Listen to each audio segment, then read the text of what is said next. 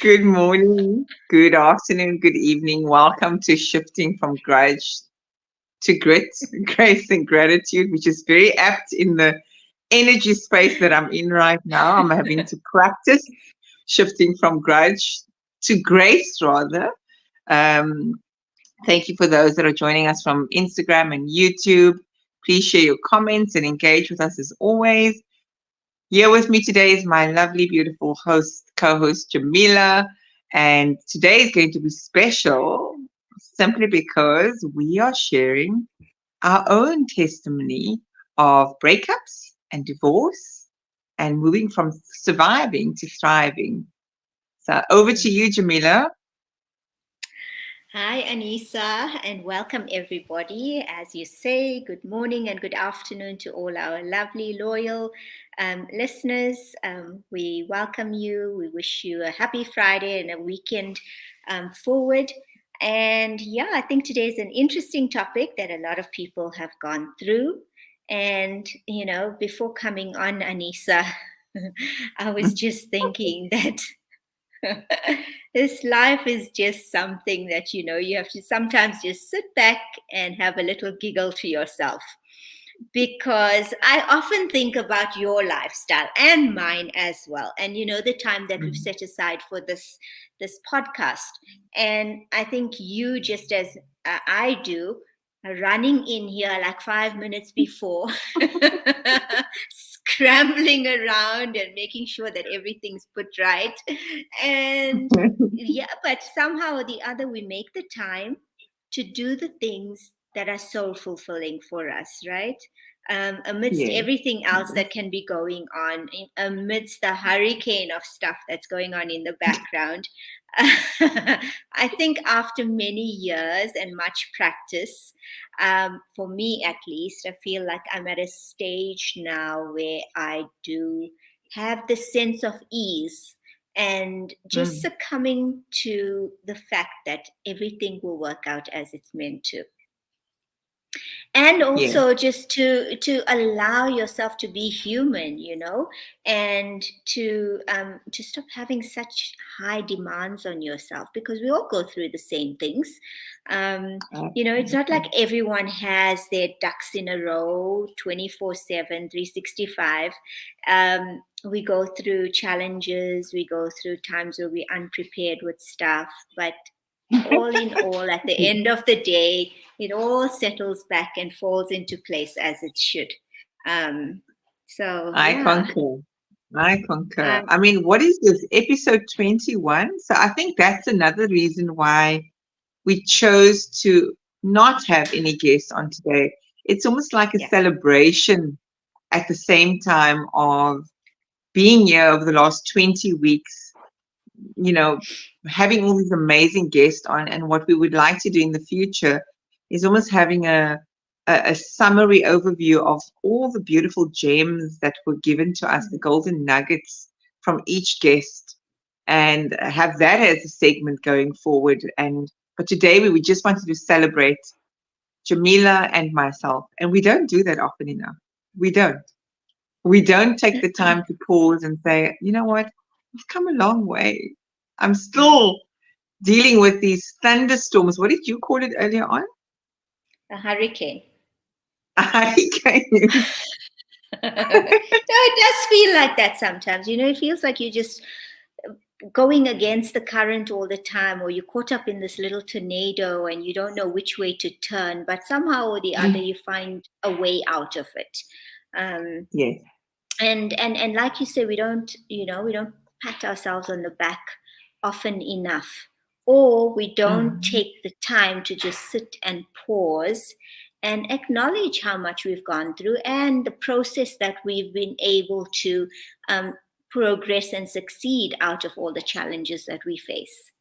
So, I think absolutely. I think that this um, today I want to just give a shout out to everybody, man, woman, whoever's going through this, whether you're on a journey where you are single and on your own, or whether you have a partner. But just a shout out to everyone, for hanging in there and doing your best, Mm. because that's really all that we can do, isn't it? absolutely. And I mean, it's breakups. It's not only breakups with romantic partners. Breakups could be breaking up with family. Very apt right now for me at this very moment, believe it or not, where I'm choosing to say, whether it's family or not, sometimes we just need to let go. And the same with friendships, and the same with the places that we work. If Mm. these environments no longer serve us and they take from us more than serve us, it's okay to walk away. It's okay to say no more. I'm not that person I used to be, um, Yeah. where Anissa was the people pleaser, the hero, rescuer, savior.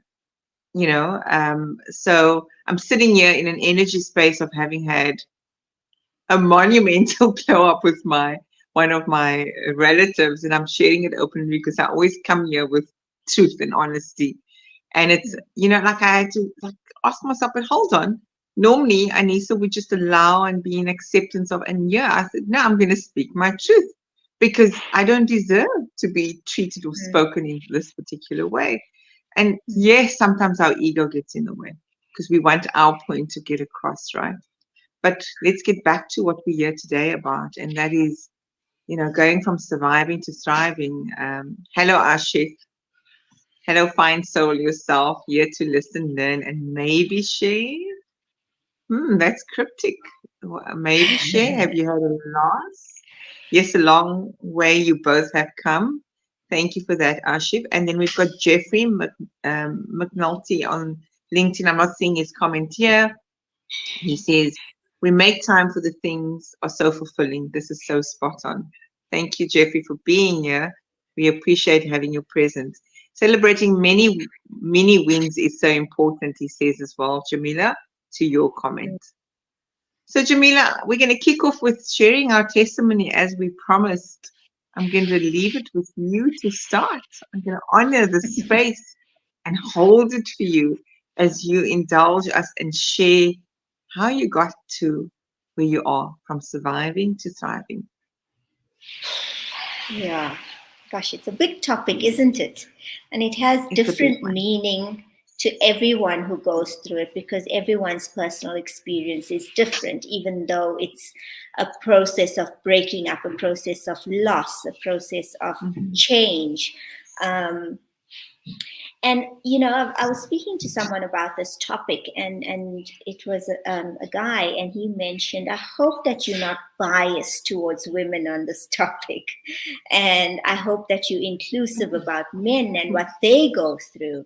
And absolutely, I think, Anissa, when we did start, or we made the intention to start this whole process, it was to include both men's and women's experience of divorce and a single parenthood, and what it is that our experience is, and how society just puts this expectation on for men that they don't feel, they don't have the emotions, they're not victimized in any way.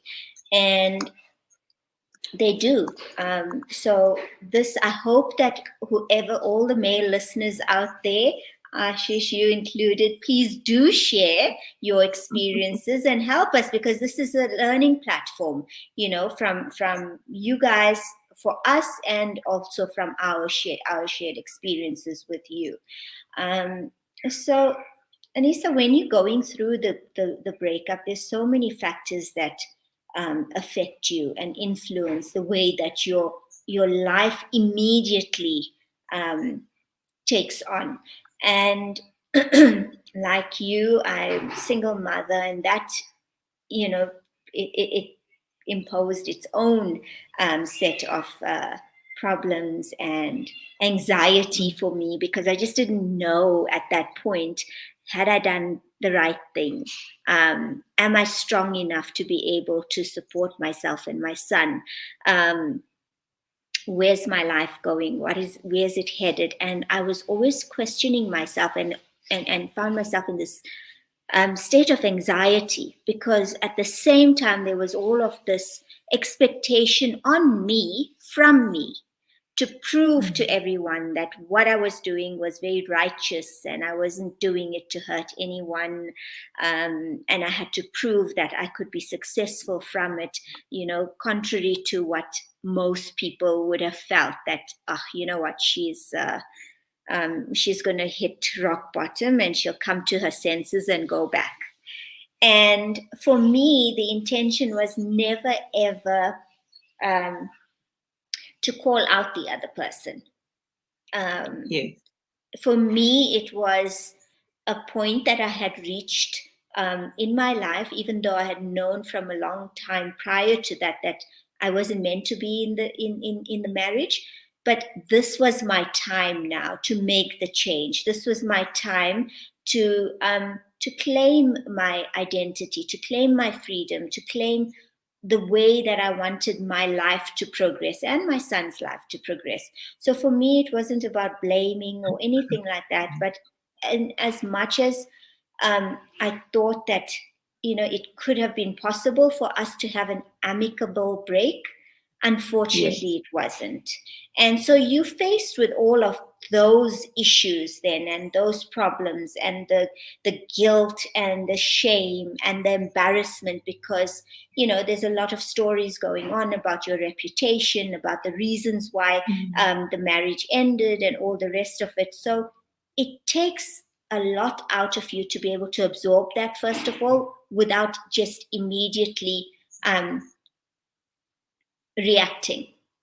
Mm. And what Mm. I've realized all these years later is that if you just sit with the reality of what it is, and pause. And this is where mindfulness comes in. And I wish that I had known this Mm. earlier on because it would have helped me to move along a lot quicker.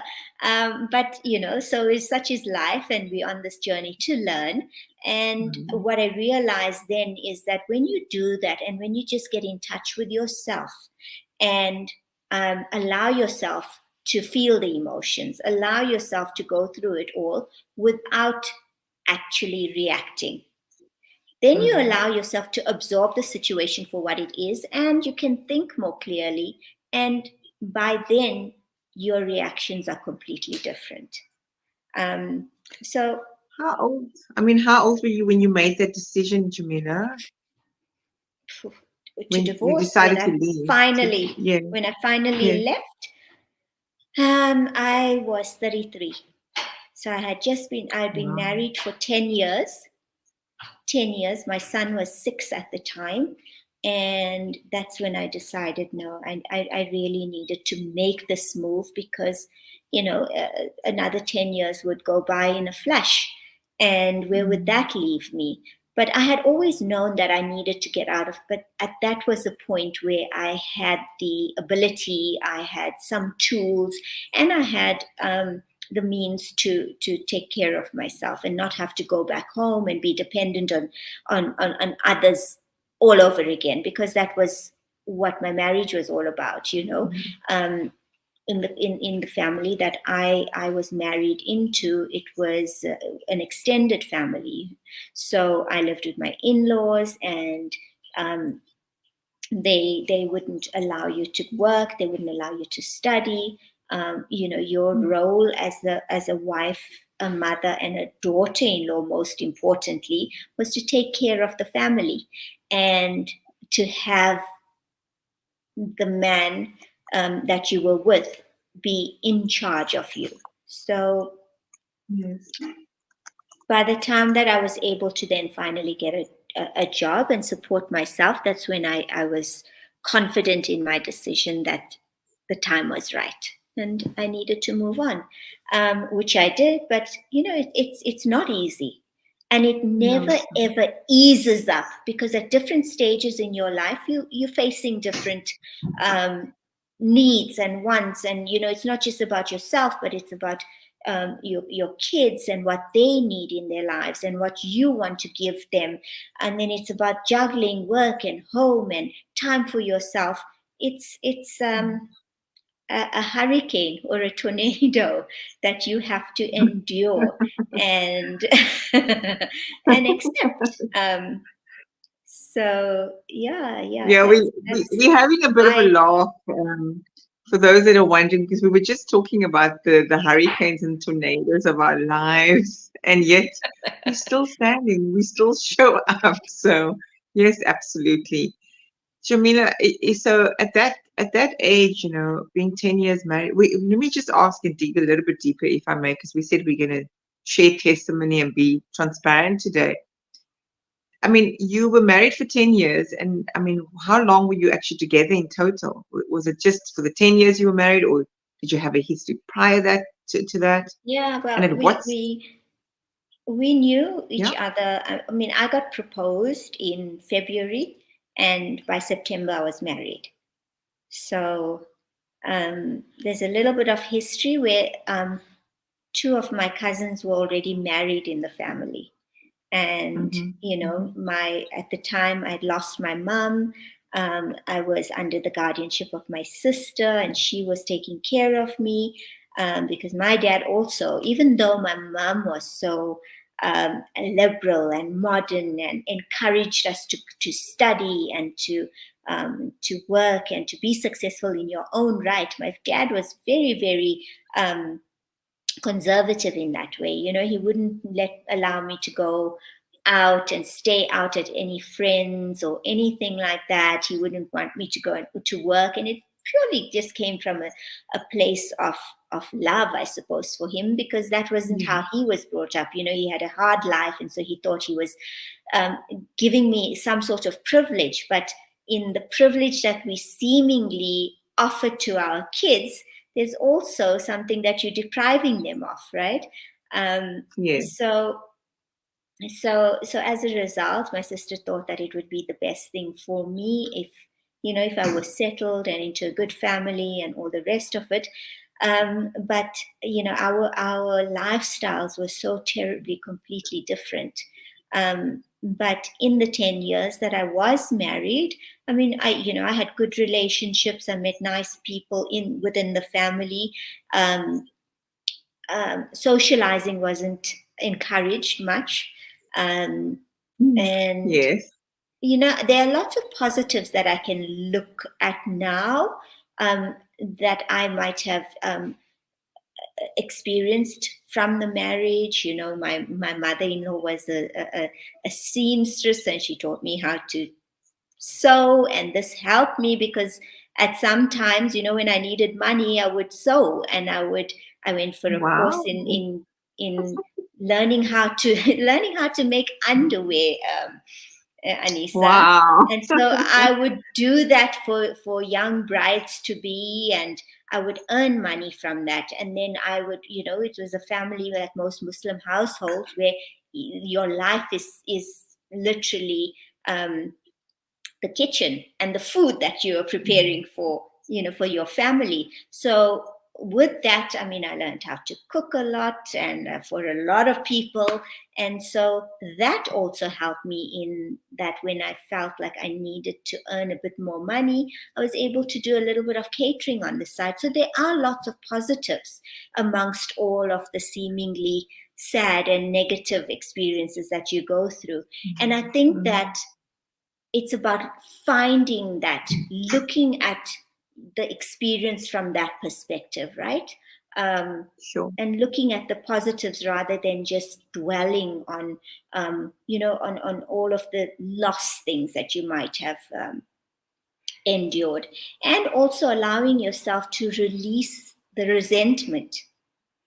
So for me, there was a lot of resentment. It was resentment towards my family because they didn't support me when I finally divorced. It was resentment towards my ex-husband. It was resentment towards the community because they um, labeled me, And I Mm. realized later on in life that that's not on me. So it's not a burden that I should take on for myself. Through forgiveness, um, and forgiving yourself, not just forgiving those that are around you, but forgiving yourself for a lot. For me, forgiving myself for staying in it for as long as I did. For Mm. being that people Mm. pleaser and wanting to be the favorite daughter-in-law, or I wanted society to look at me like, wow, look at her, she's such a good daughter-in-law, she does everything with her in-laws, she's like a textbook daughter-in-law. But that was my decision. I can relate. I can And you have relate to as take part of what account you're saying. Yeah, you have to take accountability for a lot of that. So you have to be very sober about every aspect of the situation that you found yourself in, and to Mm, realize that you do also have a part in this. And it's okay, because at that time, that's what you needed to do. That's what you needed to get out of the situation. And I realized so much about myself. I realized so much about my own insecurities, about my low self-esteem, about the fact mm, that I didn't feel like I was deserving or worthy. Me being a people pleaser was wanting to be seen as enough in other people's eyes. And yeah, as I've been going through this journey, it's a journey where you have to release, like I said, a lot of resentment. Afford yourself the luxury or the gift of forgiveness. um, sure. and at the end of the day, Anissa, I look at my son, and everything that I've gone through, and I'm looking at him right now. But everything that I've gone through, you know it's just here, and it's worth everything. Yes. It's such a Mm. beautiful way that you've explained it, but with such heart. And I can feel that there's no grudge, there's no resentment, there's no anger, or like there's no pain. You've released all of those, because there is a period in our grief where we feel like the victim, right? It's Mm. us against them, or it's me against the world, or the world against me, and why Right. me? But the way you've articulated this is so beautiful, in the sense that every experience, every person, every situation is divinely orchestrated for our highest evolution. And as much as many of my Right. close friends now, I hate that word, it is just that. It's for us to shift out of this negative, lower conscious state that we find ourselves in, because we're conforming and because we're in suffering or projecting. There's quite a number of comments. Should we go to comments before we Yeah, continue? yeah, let's do that. And then the floor is yours to ask me some questions. It seems that it's a two-way Absolutely. street today. So we have on Instagram Coach Claire that's joined us. Thank you and welcome for being here. Yoni Shakti, which is one of my sacred sisters, Hafida, that's here with us. Our Hafida is the lady that works at the WCED e-learning, where I did the talk about the alchemy of imposter syndrome today. So thanks for Okay. your support in being here today.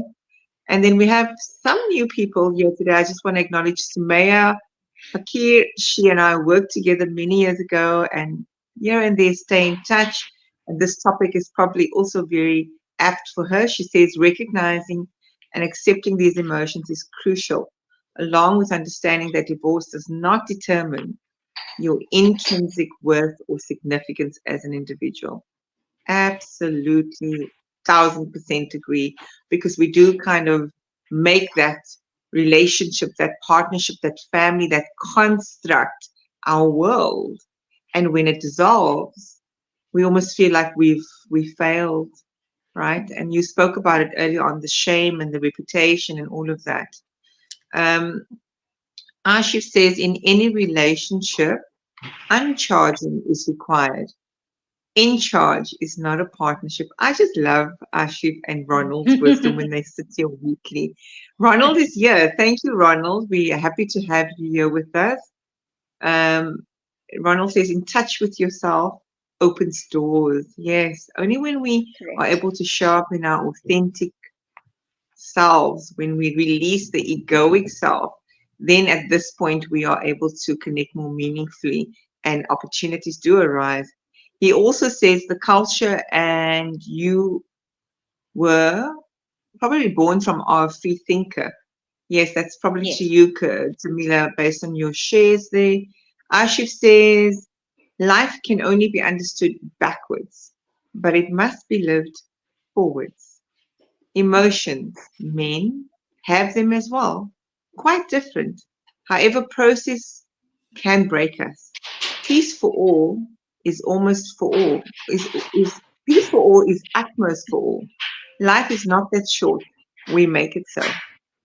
Mm. Ronald says to you, Jamila, what you are saying, Jamila, they are so alien to me of that time. Because again, during those times, these concepts and way of thinking may not have been as prevalent, or it would have been taboo to even bring it to the surface to talk about. Correct. He also says, I am sad to say my emotional underdevelopment did not sustain my first marriage as well. Comprehend the impact of divorce, clueless. And then I see there might be one more comment, or no, I think that's it. Hi, Sumaya. She says here, resentment keeps you anchored in the past, preventing you from moving forward and creating a fulfilling life. Could not agree more. Greetings there to you, Sumaya. So, Yeah. Well, thank you everyone for what those would you lovely like to shares. celebrate? What would you like to celebrate, Jamila, in terms of the journey, other than getting to know yourself better? When you sit here today, what would you say to your younger self if you were there, if now in this moment? I think for me, I would say love yourself unconditionally. Love Mm, yourself unconditionally and put yourself first. Because if you don't do that and if you don't fulfill who you are as a person, then you are absolutely of no use to anyone else. Least of all, yeah. your kids. um, you as adults, you can still deal with stuff, but I think when you stay in a marriage because you feel that you have no other choice, and some people don't because of financial dependence, or they just don't have an out. But I think never keep yourself in a situation if you are unhappy because you think that you're doing the right thing for your kids. Because all Mm, you're mm, doing really is just showing them that you can compromise who you are as a person, firstly, and you are teaching them not what love is all about, not yes. self love, and not love for another. So I think for Hmm. me, the most important thing is to love yourself unconditionally and have that self confidence within yourself. But the only way that you can get to that point is if you allow yourself to know yourself, and you allow self care. You allow yourself to be prioritized. You know, physical, mental, emotional. Well-being is so important, and we need to embrace this about ourselves. And only when we can conquer that, and when we can place ourselves first for that, can we understand it. And only from that understanding will we be able to give it or pass it on to someone else in its full entirety of what it's meant to be. Agreed. Agreed. Mm. So we've come to 30, almost 29 minutes. So I can't believe we're halfway through and I can listen to you forever. No. Such beautiful Yes, we've wisdom we've coming come through. halfway, Anissa, but now it's time to turn to you. And I know that we touched on our stories like when we first started this podcast, but I think that there's a Yeah. lot of new people that are on. So I would ask you also just to share your journey and your history, and what it's been like for you going through the divorce, the grit, the grace, the gratitude that you had to muster up and put forward, to bring you to where you are today.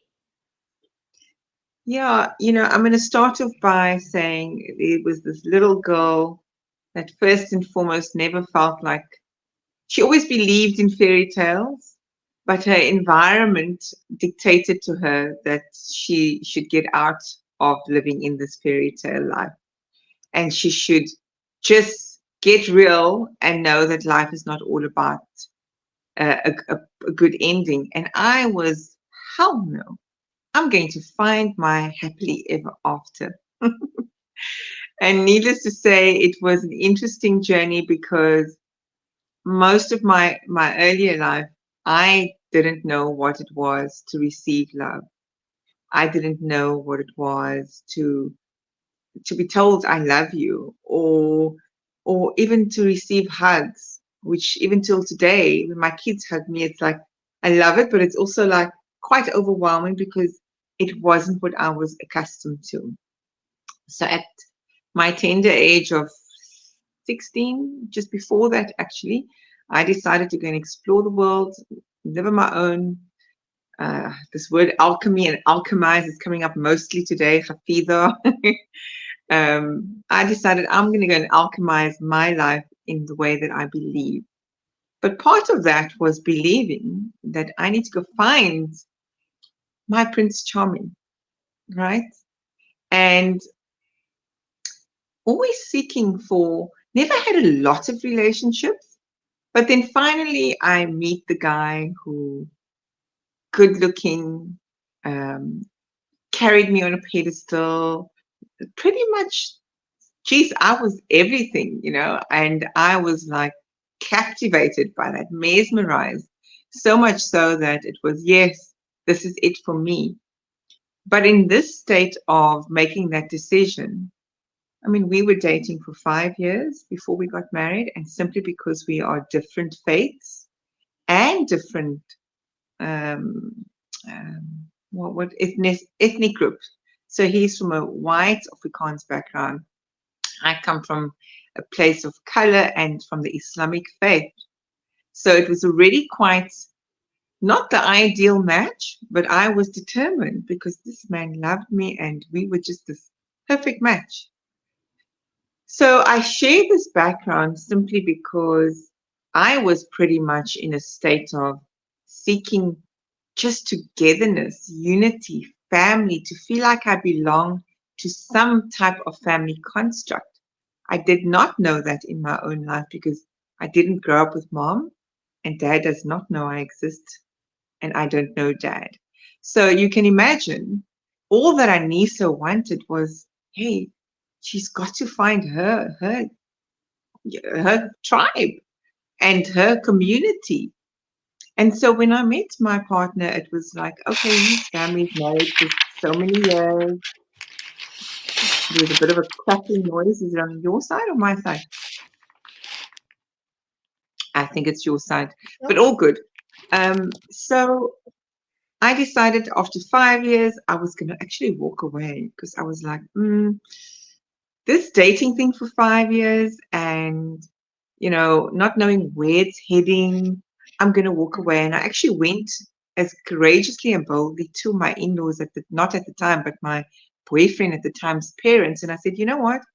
He said he was going to take on the faith for me, but I can see he just told me that to hold on to the relationship. And quite frankly, I'm walking away. I'm not going to break up a happy home because I know he's afraid to make you unhappy as his parents taking on the Islamic faith. With that being said, before you know it, I'll not forget that it was in the month of October, and the very next month we were going to fast for Ramadan. And he then said, well, he wants to embrace, which he did. And I was like, wow, then this man must really love me. He's doing all of this stuff.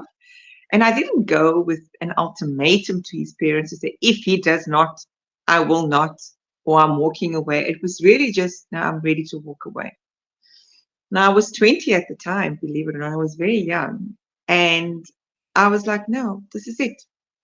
We come from totally diverse cultures, religions, backgrounds. It's just not going to work, probably. Maybe it's all for its best.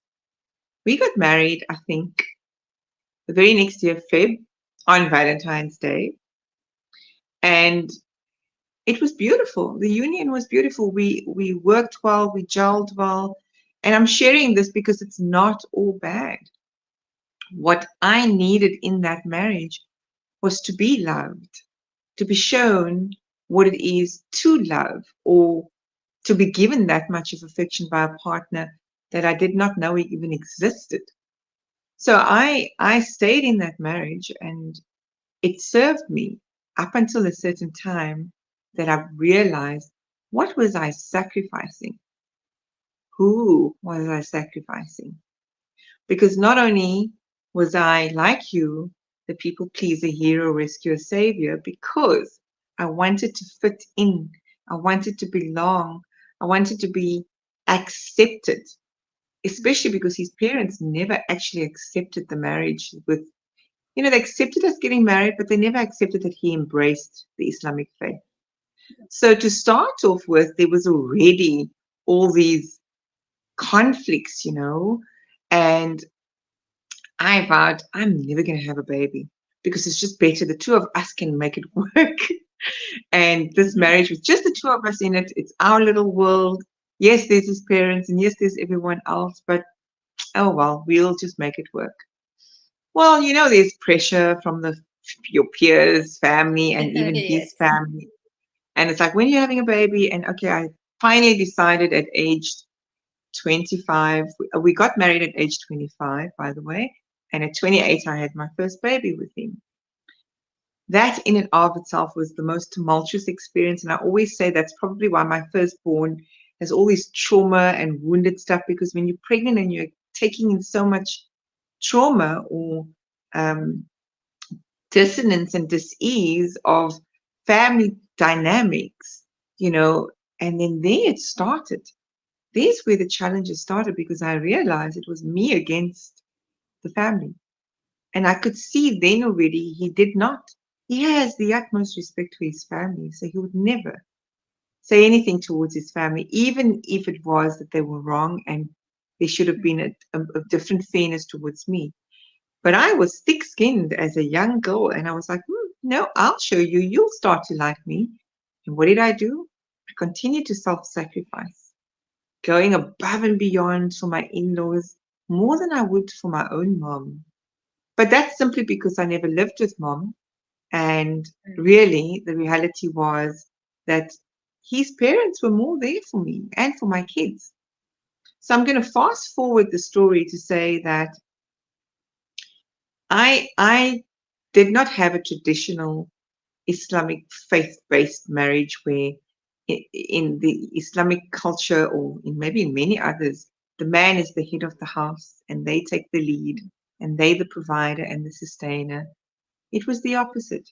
I was ambitious, I was young, I wanted to accomplish things. Yes, maybe those were also parts of the egoic self wanting to accomplish things because I was seeking validation, acceptance. Look at her. She's achieved such great things. She married this guy. And wait, she married a white guy, not a guy of color. So Yes. she's made it. She's married this white guy. And people were looking at me in awe, and we were like this beautiful couple. And people always commented on how amazing we gel together. And he was definitely one of the men that was well trained at home in this way. And I'm saying in this way because there's a caveat to it. I think Nida has joined on the Instagram. Thanks for being here. Um, so, I was in awe. Here's a man that can cook, that cleans, that's hands on with the kids. Because at this point that I'm fast forwarding to, I now have three kids, 3.5 years difference with the first two, 4.5 years with the second one, and the Wow. third one. And it was like, hey, I want to be able to have my family complete. From not wanting kids to saying, well, what the hell? I'm going to raise my kids in how I see fit. So much so, I was not only being the breadwinner, provider, in my fullest of my masculine in that household, that I was not only working in corporate, looking after three kids, but I was also doing side hustles, trying to formalize school of life and getting a degree at 40. And just so that this lifestyle and this persona and this, let's call it a facade, I would say, of what Yeah. I believed marriage should be and look like. It didn't matter to me that I carried on carried all those roles in the marriage or in the relationship. Even though friends were like, hey, this is a bit flawed. It doesn't matter that you are the breadwinner or whatever, or you're the more ambitious one, but there's got to be a bit of an equal partnership. They say love is blind. I did not. I was like, how dare you say that? Here's a man that's giving me the scope to go and grow in my career and flourish. And that was a gift, Jamila. That was one of the gifts. He was never ambitious. I was. He gave me the space to do just that, to grow. He was also okay with the fact that I could go study. So I had many gifts, and he was hands on with the kids. But what was happening was a dilution, almost a diminishing of my feminine, nurturing self. So I became this very hard, um, aggressive mom simply because I was carrying the roles of both of what a husband traditionally needed to do, and I was bearing resentment and grudges so deep within that all I thought was, okay, the more I do, maybe just maybe, he'll start growing alongside me, and we'll walk this journey together and transform our lives together. So I even dimmed my light. I didn't want to shine too much even though I did study, even though I did grow in my career. I kind of minimized it to a point because I was waiting patiently for the love of my life to just join me on this To journey, show up. Mm. to show up. But his construct of marriage and parents was exactly what my life was that I was living with him. So he was none the wiser, or he was the wiser because I was almost begging and pleading and very emotional and crying. And when you become like a part of yourself is drained because you're almost at this point of saying, can you not see? Can you not see I need to breathe? And that never happened. It's The almost turning a point point of was, frustration, right? yes. Where you're not So the getting the turn response that you want. Yeah. No, because for him it was okay. His mom was the provider. She was the matriarch of their home, and so it was okay for him to be, you know, the stay-at-home dad, be hands-on with the kids, cook the meals, do the cleaning, and I enjoyed it because it freed me up to do what I needed to do. So we must not. I couldn't see that at the moment in those moments, but as you grow and you realize, but hold on, it wasn't all doom and gloom. I was loved dearly. I was taken care of in other ways, whether it was being cooked for, whether it was getting massages every day after a hard day in corporate world. As we know, corporate is tough. And it was just holding that space for me. And it was good to have someone that wasn't ambitious, that I was competing with. Mm. So there's many gifts that one overlooks in those moments when you're sitting with resentment, anger, Yeah. because you're tired and you're frustrated and you want to be held and you want somebody to take the lead. Because that is why I gave the context story of living on my own since 16. I was pretty much taking care of myself at age 9. So I was co creating the way my marriage was going because I did Yeah. not expect anyone to take care of me because I was doing it for myself. Little did I know that I attracted a partner that was going to give me just that and a little bit of what I wanted in those moments. And if you know that you're coming from that no love, no affection, no belonging, and you get that at the highest level, you're going to take just that, no matter what sacrifices you're making along the way. Mm. So I'm going to pause there in case you have any questions, and I'll continue sharing some of the story when I finally decided Yeah. to leave. I think Anissa, at different stages in our life, we need different things. And so sometimes Mm, like you're saying, it worked for you because he was there holding the Mm. space and all the rest of it. But then you move to another stage of your life where you expect something different, where you want more, where you feel like the Mm. person needs to show up more for you. And I think a lot of people feel that divorce is this terrible, horrible thing where you just don't understand each other anymore. But I think it's really the point where you start to begin to understand what each one needs and what each one wants, and making that joint decision to say, whatever it is, let's acknowledge all the good and move on from here. Yes. Because everything has a beginning and an ending and all the rest of it. But what I really wanted to ask you is that, with you coming from a space of, you had this romantic relationship and you were in love with each other and you wanted to Mm. have this beautiful life, which you did have, and people acknowledge this about you, and about being Mm. the perfect couple. Once this you had decided about the divorce, there's different stages, emotional stages that you go through, right? And it could be Yes. from denial to anger to depression, all the way moving through after you've actually let go and accepted the situation for what it is. Can you just share with us also a little bit about those stages that you might have gone I through? will. I will. I just want to acknowledge Coach Claire's comments on that side. Thank you for sharing your stories so openly, ladies. I'm loving your self awareness. It's incredible. Thanks, Coach Claire.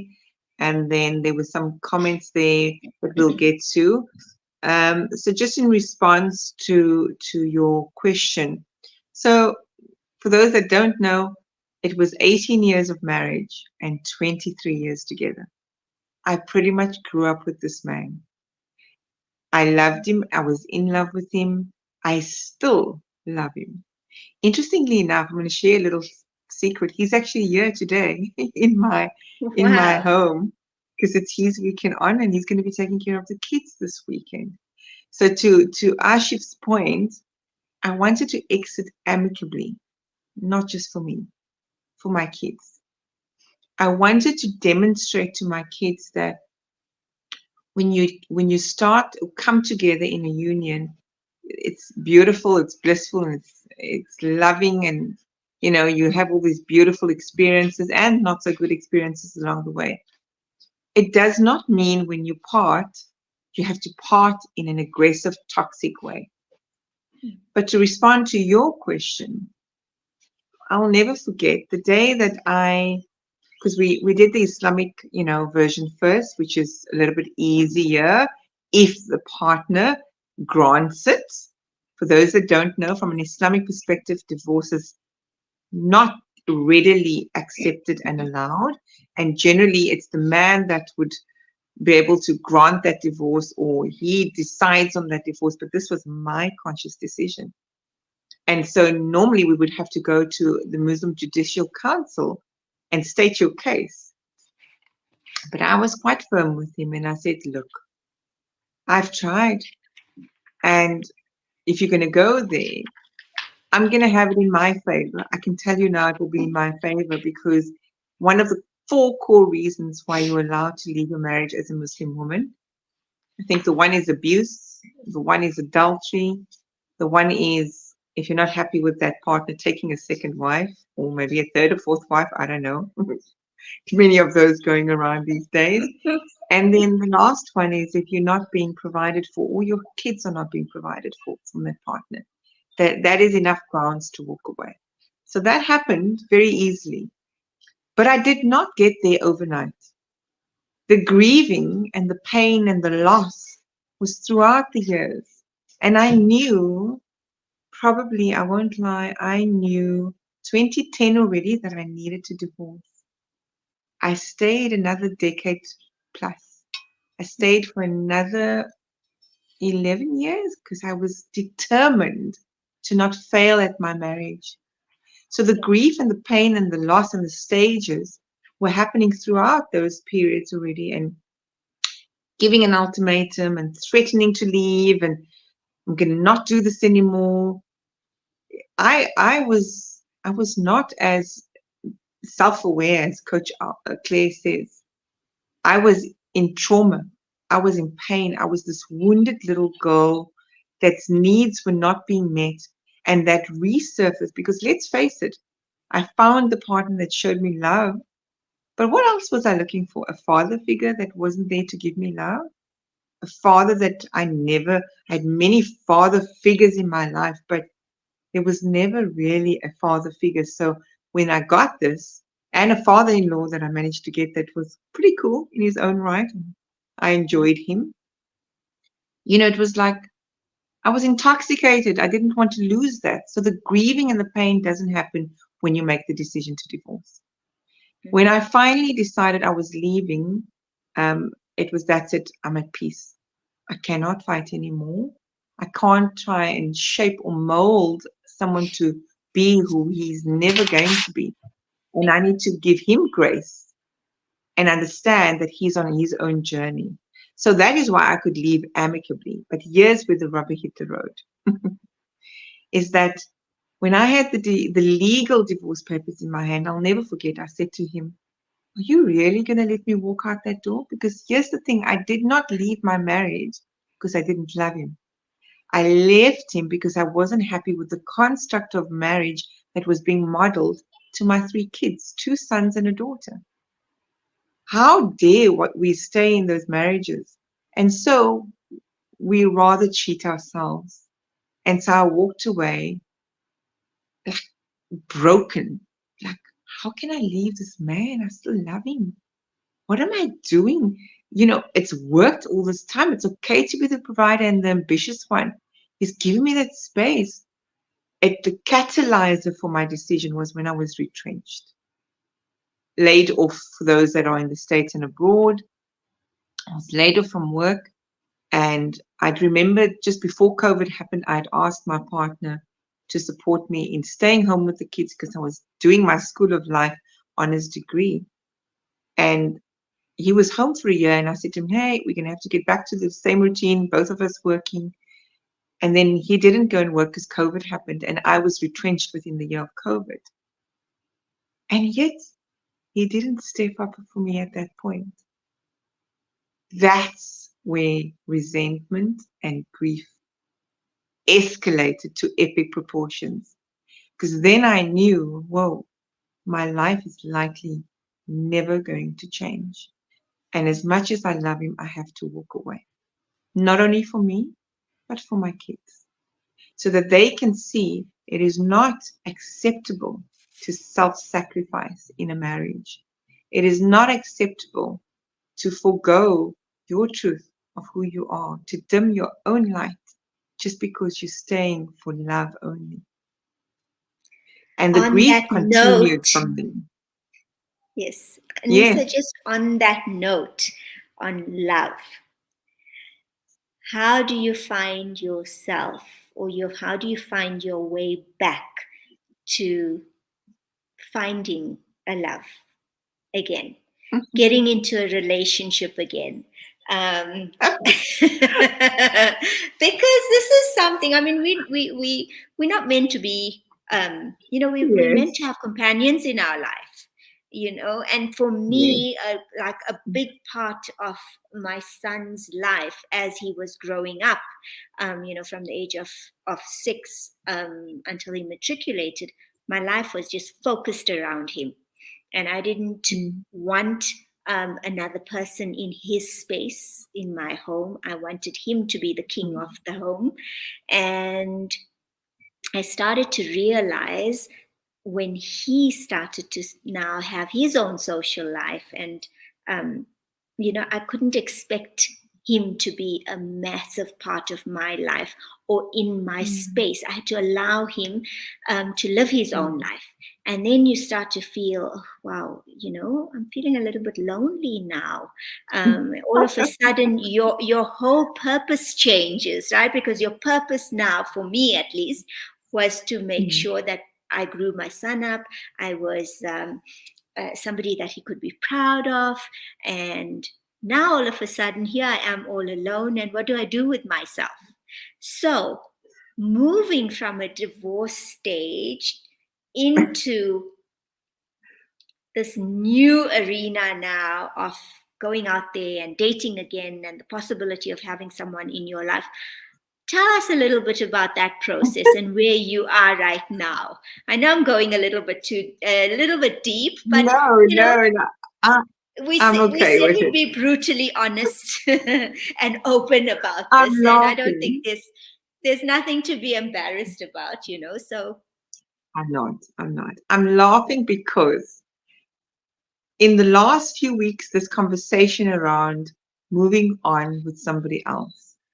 And whilst I'm not resistant to that, I feel that when you go through a breakup, a loss, or divorce, you need to heal and you need to find your way back to you so that you love you, accept you, and treat you in the way that you wanted somebody else to treat you. Then you would be ready for a relationship. Now, I'm laughing because just last night I had this conversation with my neighbor, and he was also saying about loneliness. My friend and I, Sumaya, were talking about it last week, and she said to me, do you know that in 10 years from now, your three kids are going to be on their own trajectory of what they're doing in their lives? yes, What happens then? Because I'm not saying no to a relationship, but I know my truth and who I am in that truth. And I am not prepared and will not allow another person to come into my life if if he is not willing to be his dark, downright ugly self, and I can see that, and I can see that he's willing to grow alongside me because I'm not enlightened. I'm still unlearning, unlayering parts of myself where I have to be reminded, especially when you are triggered, right? So when I did finally say I'm going to try a relationship and I'm going to go on these dating sites, which was a dare by my friend's daughter, younger daughter, and I was like, okay, let me try. I swiped right, got this guy on paper looked good, but he was messing around, and when he was messing around, I called him out. So you can imagine for us that know our truth, we're not necessarily going to attract just anyone. And so it will take time. And I'm okay with it rather taking time to manifest a partner that is my equal than competing, or there's playing of games and there's him having his own unhealed traumas and wounds. So I'm very discerning, Jamila, on that yeah, decision to move on. So no, that's my answer in absolutely. response to you. Absolutely. I I was in a relationship, and fantastic guy, wonderful guy. And I remember once, um, and I was speaking to Coach Rishad after Yes. this incident happened because he happens to know who the guy is. And I said to him that, I feel like for the first time in my life, I feel like I'm in love. And it's just that we were sitting together and we were in deep conversation and we looked at each other and just something clicked. It was as if, this moment in time was just, um, it just left me feeling like we were the only two people on this earth. And Rishad said something so interesting to me then. And he said, Jamila, what you experienced then was pure love for yourself. Hmm. And I sat back and I thought about that, and I realized that he was right because you're never ever going to be truly ready for or perfectly ready for a relationship. In this life, Hmm. we are continuously learning about ourselves. That journey is ongoing. And if you wait to learn everything that there is about you and to be at this in this perfect space to be able to attract the perfect person who's on their journey or who's accomplished their journey in knowing everything about it, then you're delusional about that, right? And Mhm. sometimes we go through relationships which seemingly at the time seems to be the best relationship for you, or you think that this is the one that's going to work out, and we're so right for each other. But we on this journey, we attract the people that we need to teach us the lessons that we require at that particular time. And when that time ends, um, if you look at it from that perspective, that these are the things, these are the nuggets that Mm. that were gifted to me, and this is the person who was meant to be there to teach me things that I may not have, ordinarily have learned, then you start Mm. looking at relationships in a very different light. And that for me, is I look back and I think to myself, how did I grow? What did I learn about myself? What are the things that I accepted about myself that I might not necessarily love? And it forced me to look at that, to look at the shadow part of myself, and to Yeah. still be happy with that and to embrace that bit of me. So, all relationships, no matter how they end,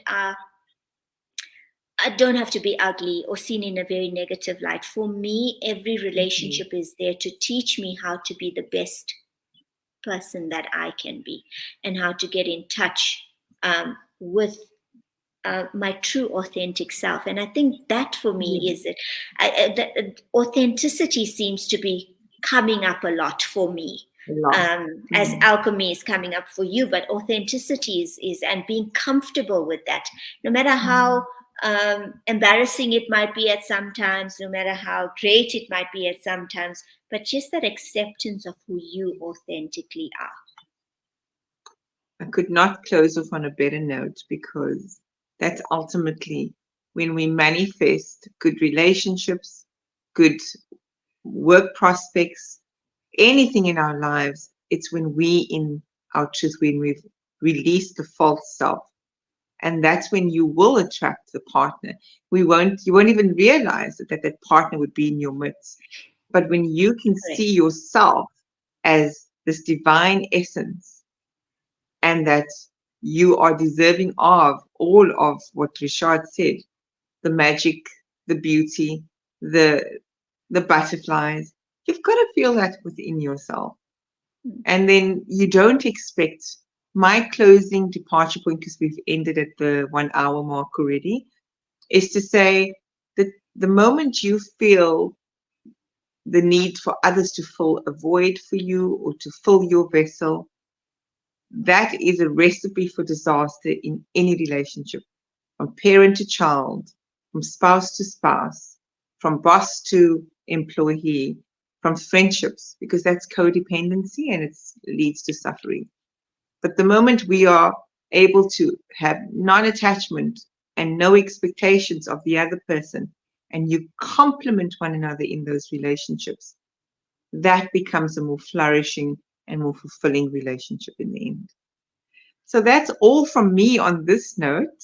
Jamila, thank you. This was lovely Yeah, to I'm glad share we different kind of decided. space. Yeah, I'm glad we decided to take this little break and just have you and I on the platform today, and to celebrate 5 months of amazing conversations and getting to know such wonderful, beautiful souls out there. Um, yeah, I truly, truly feel blessed. And just one parting thing I'd like to just um, share quote is that by Joseph Campbell, and he says, we must be willing to let go of the life we've planned so as to Mhm. have the life that is waiting for us. Beautiful. Beautiful. Thank you for those joining us. We may not have read all your comments here today. We appreciate you. Do join us again next week. Those that are in the Instagram, do join us again. We love having some Instagram participants join us. And we hope you found this valuable. Please share any comments, suggestions. And if you do want to join us in studio, let us know. Reach out to Jamila and myself. We can have up to 10 of us here and have beautiful exchanges on real, authentic, life lived experiences. I'm going to end the live on that note. Thanks, everyone. Bye. Bye.